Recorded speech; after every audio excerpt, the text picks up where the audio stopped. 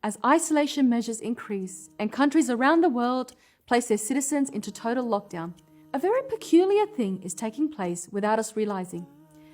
The situation is actually making the world more inclined towards a Muslim way of life, and you don't have to look far to see how. People around the world are spending more time with their families. Pubs, clubs, and casinos are now officially closed. In certain countries, alcohol has been banned. People are washing their hands more regularly, and suddenly it's becoming socially acceptable not to shake hands.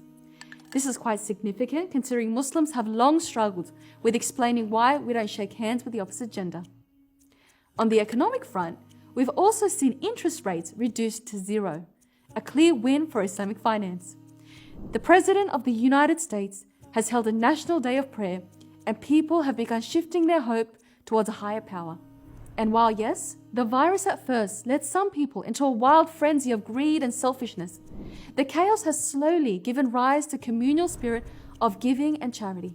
We've also seen a new wave of gratitude flooding communities, particularly with the amount of respect and appreciation shown towards health personnel, doctors and nurses, men and women who truly deserve respect. I make a notable mention of the first 4 doctors in the UK to succumb to the disease while fighting on the front lines, all of whom were Muslim. We also make a mention of our sister Arima Nasreen, a Muslim nurse in UK, who also sadly passed away after fighting the disease. May Allah have mercy on them all and grant them paradise. Yet what's really strange right now is the interesting stance many countries now have towards a face covering. Countries like France, Austria, Denmark, Norway, and the Netherlands, who have long been at odds with the Islamic face covering, even in some instances banning it altogether, are now embracing the cloth without hesitation. In fact, some of these countries have made such a dramatic transition that they've even enforced the covering by law.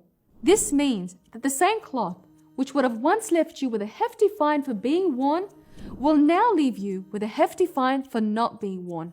If that isn't enough, we're actually seeing face coverings being paraded in French fashion shows. To make matters even more interesting, Donald Trump himself has even jumped on the bandwagon, not only encouraging the face coverings, but hijabs as well. A lot of people have scarves, and you can use a scarf. Scarf would be very good. So you can use scarves. You can use something else over your face. It doesn't have to be a mask. Could it be that everyone has now had a change of heart? Or have they too been inspired by the Muslim way of life? We sure pray that this tragic virus comes to an end soon, and we can all get on with our lives once again as normal.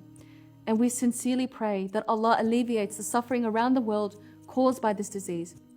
But until then, I'm sure it's left us with a lot to think about. If you enjoyed this video and other content One Path Network produces, please visit onepathnetwork.com. For as little as $1 a day, you can help in spreading beneficial content across the globe. Thanks for your support, guys.